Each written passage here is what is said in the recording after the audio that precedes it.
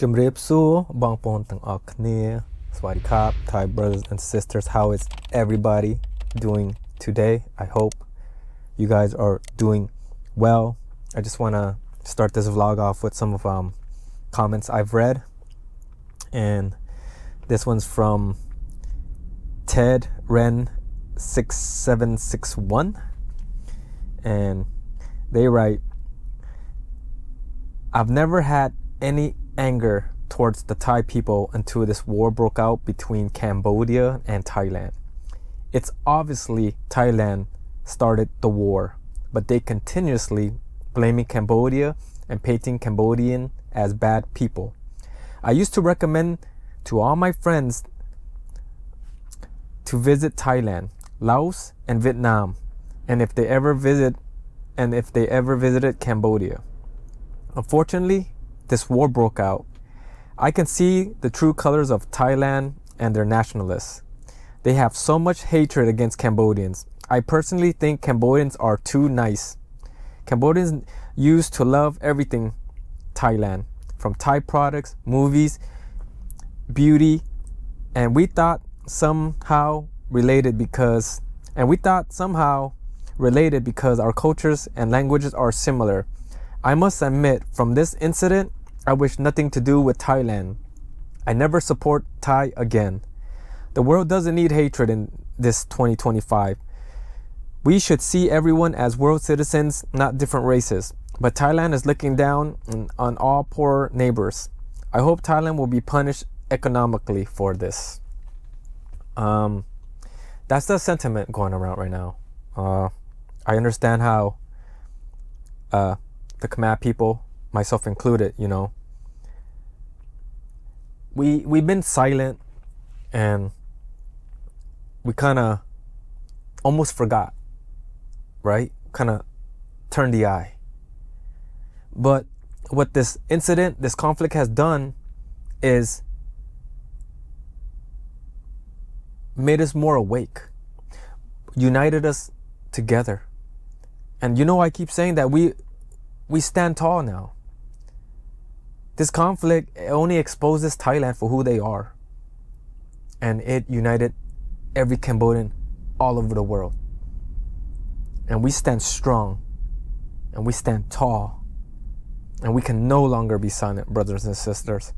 And I defend a lot of Thai brothers and sisters in this channel because there's good ones, there's the real ones. And when I speak about Thai, just know that I'm not talking about you, Thai brothers and sisters. You are the real ones. I'm just talking about that 30% in that country that was taught this hatred, to hate Cambodia, to hate Myanmar, to hate Laos. They see us all below them. And when you write, I hope Thailand will be punished economically, they are. They've been. This is why they're starting this war. Their government is falling apart. The Thai military wants a seat at the table, right? They want to be able to call the shots. And in government, you need two things: money, and you need the people's interest, the people's opinion.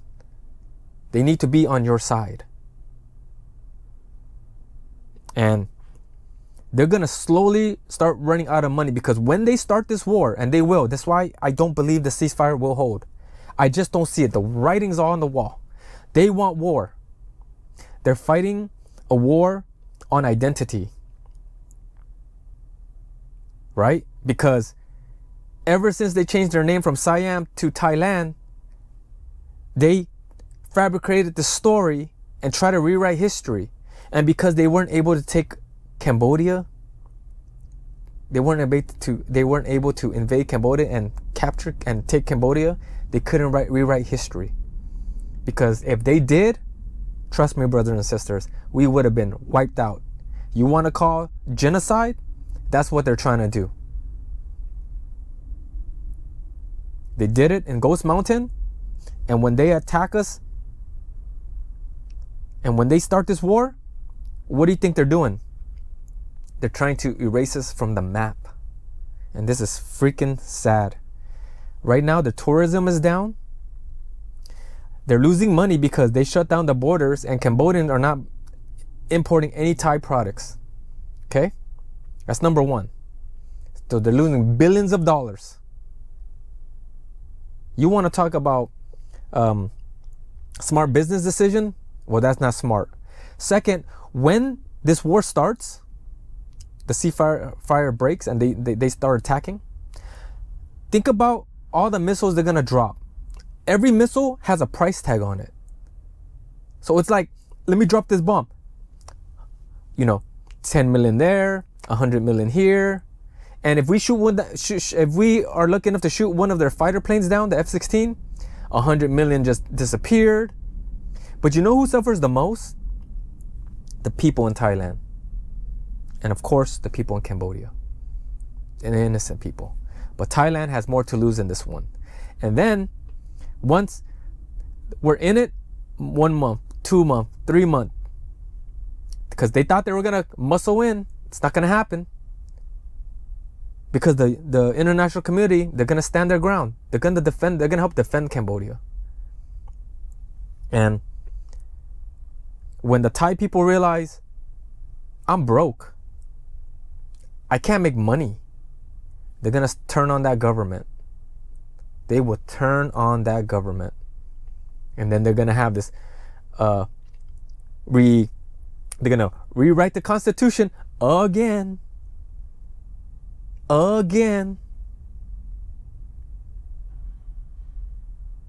So sad. This next comment from Melanie Chin 8555. One thing I don't understand, brother. I live in the USA. Thais, Cambodian, Laos, we are like family here. We care for each other and have lots of good friends. I have lots of good friends, Thais and Laos. But when it comes to real countries, why Thai people hate Cambodians so much? I know Cambodians look up at Thailand like a big brother or a big sister. This is very sad. Do you know I can't even post a picture of Khmer tradition outfit on social media without mocking by Thai people? By saying Khmer copy Thais or Scambodia such? All this hate comments to Cambodia culture or anything related to Cambodia. I don't understand why it had to be this way. Cambodia never done anything wrong. The problem is, sister, in their eyes, Cambodians existing was wrong. This is what they were taught. They came first. We came second. Or we didn't even come at all. So that's why they try to, they acknowledge the Khmer Empire, but the Khmer living today, they said that we just came after. Like we just happened to be there in their history. And they can't accept that everything they learned, they really stole. They copied. I wish I could say inspired, but I'm not going to say that anymore. I'm not going to use that word when I talk about Thai. They copied, they stole, and they try to make it their own. And then we live in an age of information, and they can't back up. They can't back up their claims. And it's true what you said. A lot of Cambodians look up to Thai. They could have been like what America is, right? A beacon of hope, a beacon of light. Just uniting all the neighboring countries together. Laos, Myanmar, Cambodia, Vietnam. And everyone could win. But no. They want to use their strength and their military to bully people. And if I was Thailand, I would watch out.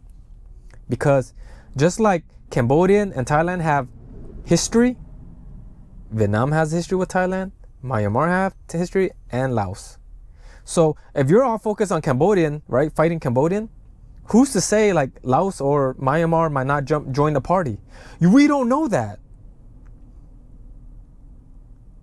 Because this is how allies are created, right? who knows if like Hun Manet on the background is talking to the other countries and say, hey, if we stand together and we do this, I promise this with you. And strengthen ties. Like bind us together and make us stronger. We don't know. And when they make the claim of Michael, it's fake and all that, and they remember I talk about if they can't win an argument, they will discredit you. That's exactly what they did. In the beginning, they were like, he's a nobody. He's a lobbyist. Pretty much discrediting him so that the videos that we saw of the Khmer people living in tents, the barbed wires and the tires, and Thai encroaching into Cambodian land. So, because they don't want to give them credit, they're basically saying, then that footage and that video and all that, it's fake. So basically what Thai government is saying, if I were to go there and say, hey, the Thai people are putting fences up and they're coming in Cambodian land, and because I don't have credibility, the footage I'm showing you is fake. It doesn't hold weight. That's so freaking dumb. That's so freaking dumb. And I'm gonna read you something Gary Franchi posted on his page. He says, breaking. Thailand has officially blacklisted Trump consultant Michael Alfaro and myself, Gary Franchi, chief White House correspondent for Next News Network, after our reporting on Cambodia. Thailand border crisis reached millions, triggered President Trump's direct intervention, and led 70,000 Cambodian monks to nominate him for the Nobel Peace Prize.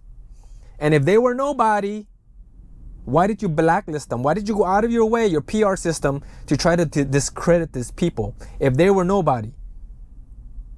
See, this is a miscalculation.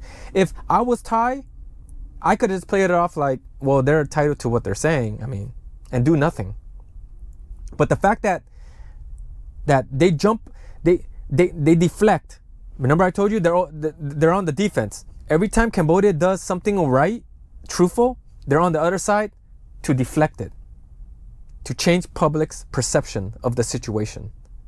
But they don't have world media backing them up now.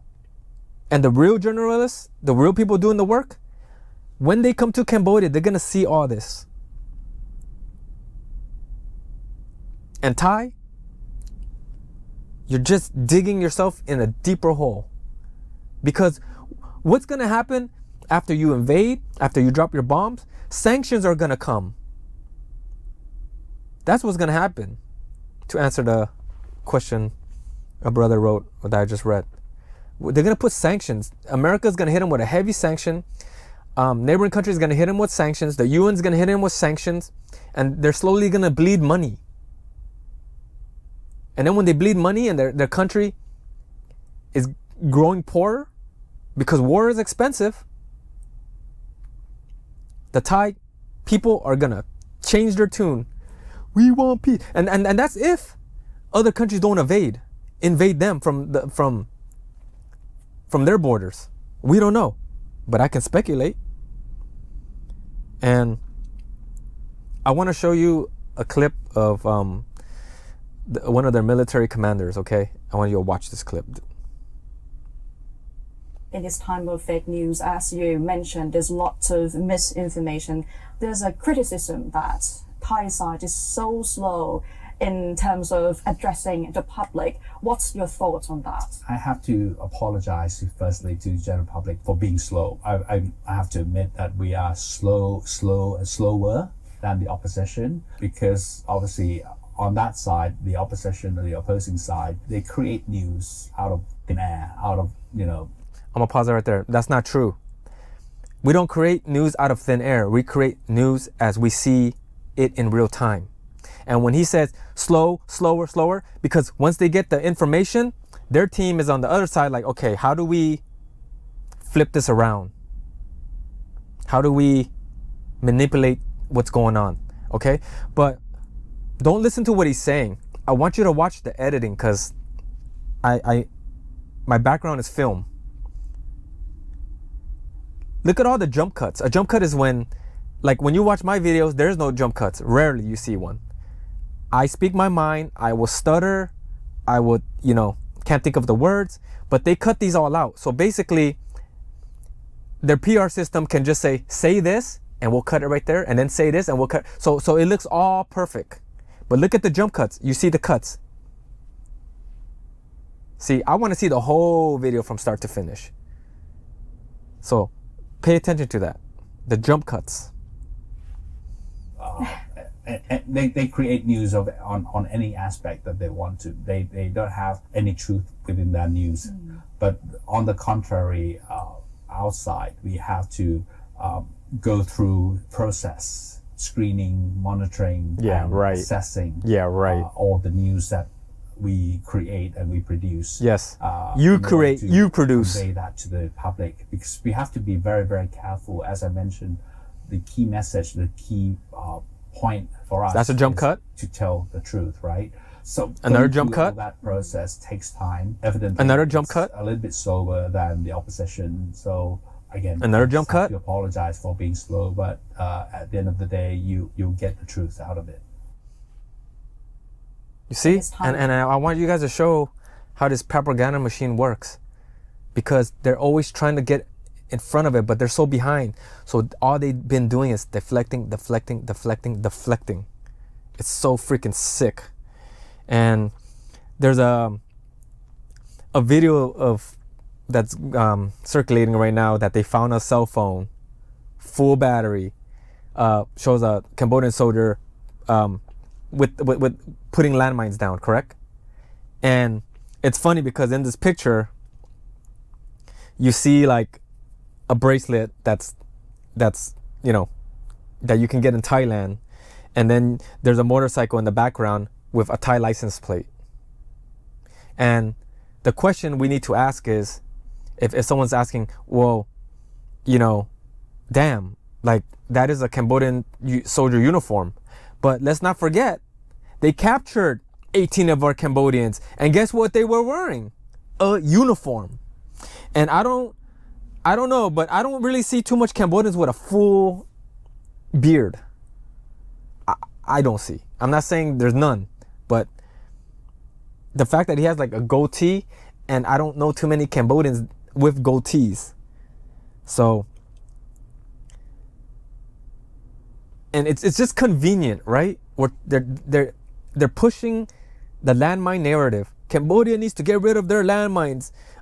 It's hurting people, and they're what did they say about something about humanity? Yeah. But we should be talking about releasing the soldiers so they could go home to their family. And then we need to figure out the border situation before we talk about the landmines. Because how many of you guys agree with me that if we got rid of all the landmines today, do you think Thailand is going to stop pushing forward? I don't think so. I have my money on that. All it's going to do is for them to walk in a lot easier. And it's funny how they were able to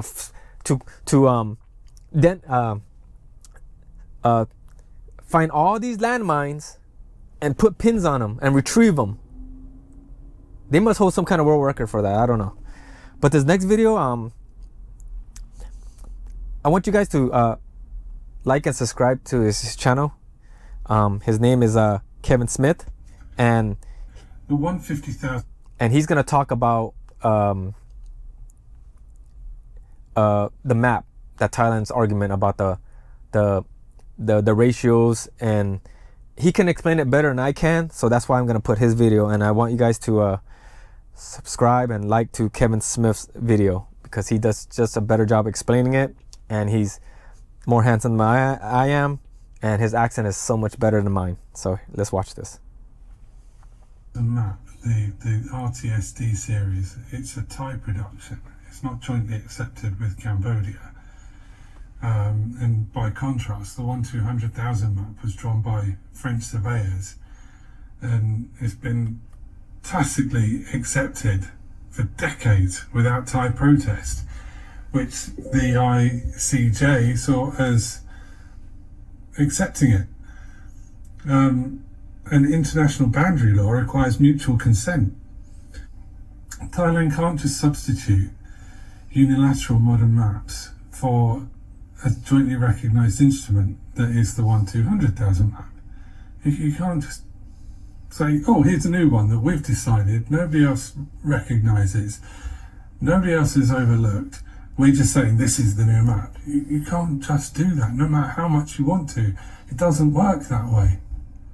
The 1904-1907 Franco-Siamese treaties framed the border in terms of the Dong Krek watershed. The Annex 1 map, though imperfect, was considered an authoritative interpretation of those treaties. Thailand's 150,000 map redraws the watershed with modern accuracy, fair dues, but that changes the outcome, which sometimes puts land on Thailand's side. Courts see that as a reinterpretation, not demarcation. You can't reopen treaties by substituting new maps. You just can't. Thailand's mistake is trying to elevate demarcation tools, the 1/50,000 map, into delimitation authority, which international law doesn't allow. Just doesn't.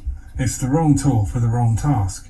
Delimitation, the legal boundary line, is fixed by treaties, judgments and historic maps, and in this case that's Annex 1. Demarcation, putting pillars in the ground, that obviously lots of Thai people have been posting in the comments of recent years, uses large-scale modern maps, 1/50,000 in this case, for precision. But as I say, you can't elevate demarcation tools into delimitation authority. It's the wrong tool for the wrong task. Thailand's 1/50,000 maps falter because they're unilateral, technically correct, but legally irrelevant when stacked against the historically accepted Annex 1, the 1/200,000 map, and the ICJ judgments, because every other country accepts them. You can't just redraw shit that you want to be true. It doesn't work like that. So, to summarise this for those in the back with hearing problems or a deficiency of the brain, because all categories have a lot in Thailand. Common Thai argument number 1. The Annex 1 map is wrong because it doesn't follow watershed, so it's invalid. Yes, the 1904-1907 treaty said the watershed line, but the French-drawn Annex 1 map was presented to Thailand at the time, and Thailand didn't protest for decades. Under international law, acquiescence matters. If you accept and use a map without objection, it becomes binding. The ICJ in 1962 ruled exactly that. You can't reopen treaties 50 plus years later because a more accurate watershed line exists. The law values stability over technical perfection. Common Thai argument number 2. Thai modern 1/50,000 maps, the RTSD, are more accurate and should replace the old French map. Accuracy isn't the deciding factor here. The ICJ bases sovereignty on legal instruments, not unilateral modern redraws. The 1/50,000 maps are produced solely by Thailand. Cambodia never consented. By contrast, Annex 1 was accepted reference at the time of delimitation, and both sides agreed. International law is clear. You can't use unilateral surveys to draw a settled international boundary. Thailand didn't respond for 54 years, as you say in your video. It was accepted. Okay, there may have been points in the contract, on the treaty, on whatever, that said Thailand can change their mind to blah, blah, blah. You didn't for 54 years. Common Thai argument number 3. The 1962 ICJ judgment only gave the temple to Cambodia, not the surrounding land. This is just wrong. The 1962 ruling gave sovereignty over the temple site, and in 2013 the ICJ clarified that the vicinity of the temple, the promontory, is also Cambodian territory. That clarification closed the loophole Thailand tried to exploit by arguing the land was just below the temple, was still theirs. the ICJ literally said Cambodia has sovereignty over the whole promontory, not just the stones of the temple. Common Thai argument number 4. Cambodia is expanding its claim using an outdated map. Cambodia isn't expanding anything, it's defending the status quo based on the only international recognised map, the Annex 1, and 2 ICJ rulings. It's Thailand trying to shrink Cambodia's claim by substituting unilateral 1 to 50,000 maps. Courts value consistency and finality. Cambodia is aligned with both. Thailand is aligned with neither. Facts. So to summarise, with the bottom line, Thailand's arguments collapse because they confuse technical accuracy with legal authority. They ignore acquiescence and ICJ rulings. They push unilateral modern maps and have no international legitimacy. And they try to reopen a case that's already been settled on 2 different occasions by the world's highest court. Accept it or not, it's what the world does. So, pull your big boy pants on and get back to being peaceful. Okay, so there's a lot to unpack there. Like I said, he explained it better than I can ever. But if I had to explain it to my niece, basically, the world map that every country has already accepted, that becomes the law of the land, right? And just like he said, even though with modern technology now, it can do it more accurately, which the temples will fall in the Khmer side, it's irrelevant. Why? Because everybody already accepted it. Okay? That's what he's saying. And the ICJ ruled in favor, and both Thailand and Cambodia agreed. Where right now, Thailand are making the argument about the 1 in 50,000 map because it's more accurate, right? In modern day time. But because Thailand thinks their law is above world law, that they could just say, well, this is why Cambodia and Thailand needs to, what's that, the joint committee, the border joint committee? We need to talk, just us two. And Cambodia's like, no. Hun Manet's like, no. We're international now. What we do, the international needs to know. Because if Thailand and Cambodia go bilaterally and just them two, Thailand will have the upper hand. Their people are compromised. They want what they want. And Cambodia knows this. Like, no, you can't just do what you want. We draw lines and then pretend the rest of the world don't know. Right? Because they want those temples and they're gonna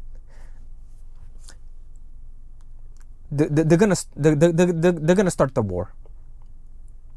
And because they're not battle tested, and I said this in vlogs before, they're not battle tested. They're not ready for the jungle fight.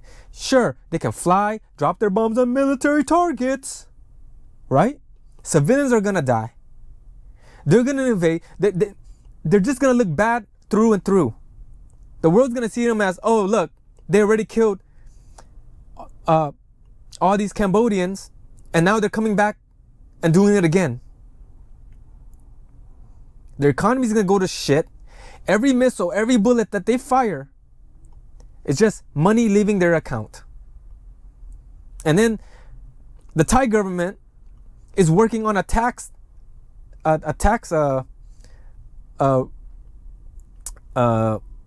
trying to implement taxes on Thai civilians now and digital creators. Oh, don't worry, digital creators that living in Thailand right now, it's coming. Every money you make, they're gonna come tax you, right? And you know what's gonna do? It's gonna force all the digital creators, digital nomads, to leave Thailand. And then, because remember, a government needs 2 things. They need money, and they need people's perception, the public's opinion. But once the money dries up, they're gonna have to get the money from somewhere, because there's gonna be all these sanctions, all these tariffs, and they're not gonna be able to come out because they're gonna hit them financially. They're gonna hit them in their pockets. And then they're gonna come begging. begging. Let's sit on the table. We will release your soldiers. After all the people died. Kicking civilians, Cambodian people out of their homes, putting tires and barbed wire. Wow, Thailand. Amazing. Good job. Good job. You could have been in Southeast Asia. That country that protects the borders, that strengthens ties within the neighboring countries. You could have been that big brother. But nah. Your hatred and your evil, it consumes you. And it's sad. And the world's gonna see. You try to argue with me? Go ahead. Just Thai history is not gonna beat world history. Because that's what the world uses. They're gonna look back in history. They're gonna look at the maps, the Annex 1 maps. That's legacy maps. And you're gonna come. No one acknowledges your new lines. We all have to agree. And no one's gonna agree.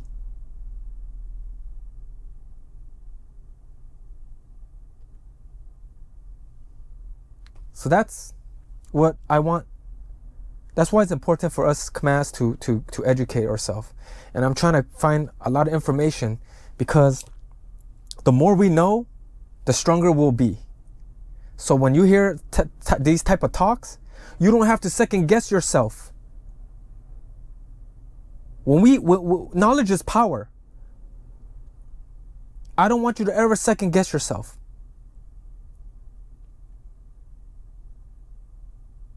That's what that's why I'm trying to educate as much as I can, brothers and sisters.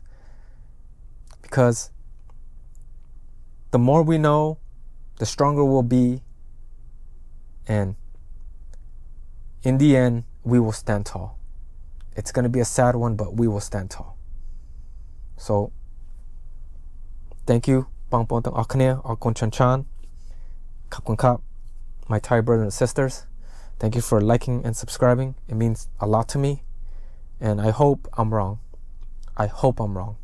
That Thai does not invade. I hope I'm wrong. I hope they can pull their big pants up, sit at the table, and do the right thing. Because they have so much potential, but they're throwing it away. And it's so sad because they're going to take another L. It's crazy.